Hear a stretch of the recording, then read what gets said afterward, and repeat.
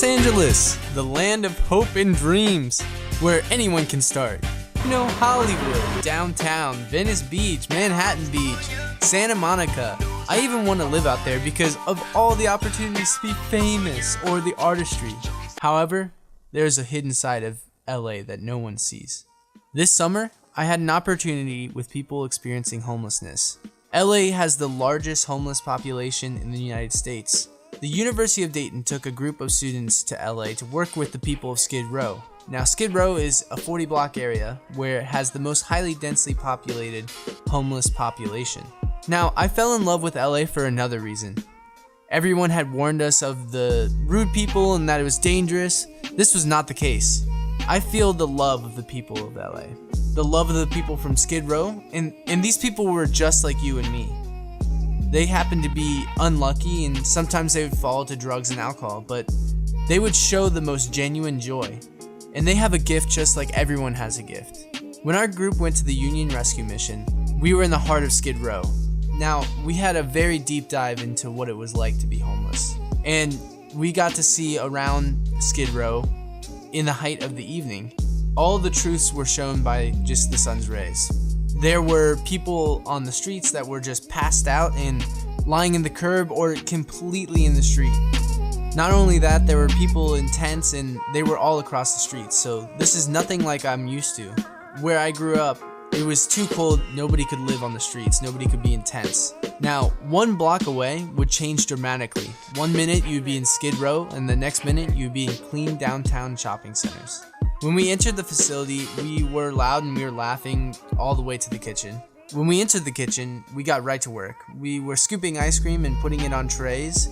And you know, it really wasn't that hard for me because it was 2 things that I really love, ice cream and people. As soon as we finished, I got to meet a man with an interesting story. The first question I asked him was how long he had been at the shelter. He had told me that he was only been there for 5 days. I followed up the question with how he feels about the shelter. He immediately shared that he hadn't had enough time for that question. He had said that people didn't care at the shelter and that there are way too many people for that to be happening. People like himself have to get out of that. Have to get out of a facility that doesn't feel like they should be there. And they should actually start and build their life. He followed this by saying that he had just gotten out of prison in 2016 and had received his GED after he hadn't been in school since 9th grade.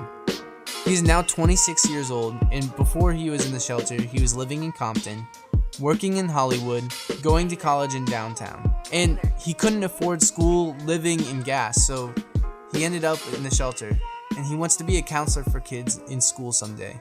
He is the epitome of second chances. Now, let's hear what he has to say, because he can explain himself way more than I can explain him.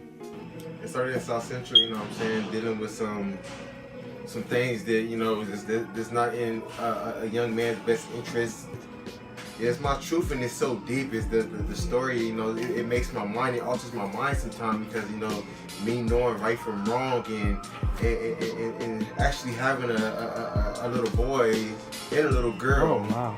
And wanting the best for them and being able to look from a different perspective how I grew up and how they can grow up, being if they meet the wrong people, you know what I'm saying, or make the wrong decisions, you know what I'm saying. And it's amazing how, you know, going, and I'm skipping everything and saying as an adult going to prison, and which prison is known as a very terrible, horrible place, and which it is.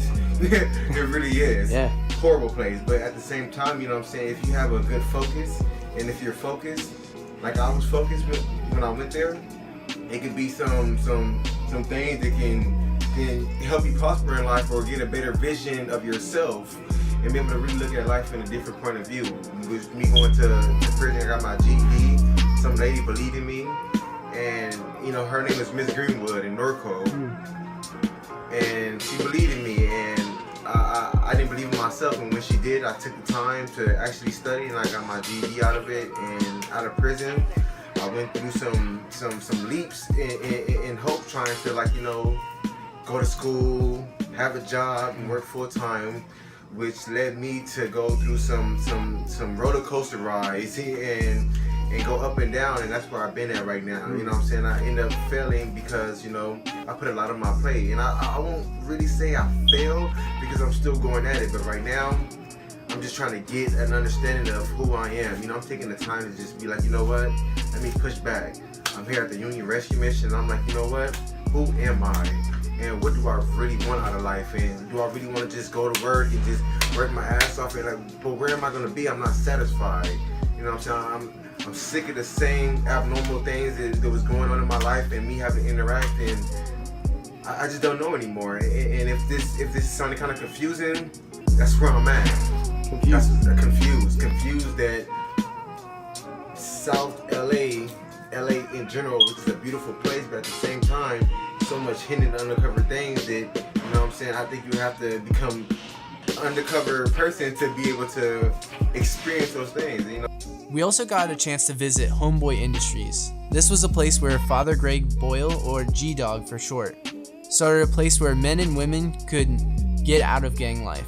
I had met a man named Raymond, and he shared his story to all of us. He managed to get his life out of the streets. What I think people need to hear is that you're worth it.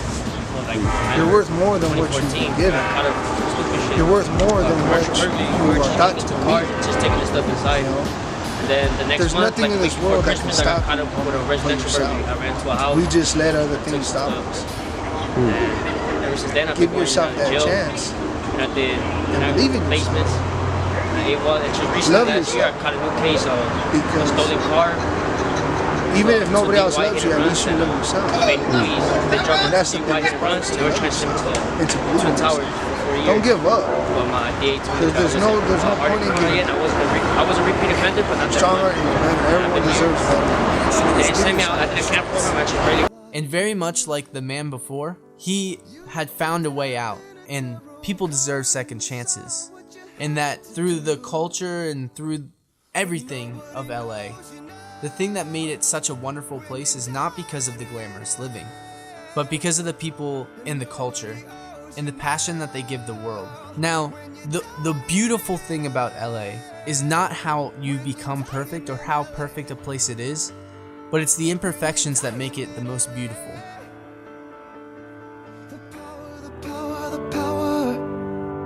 Oh, the power of LA.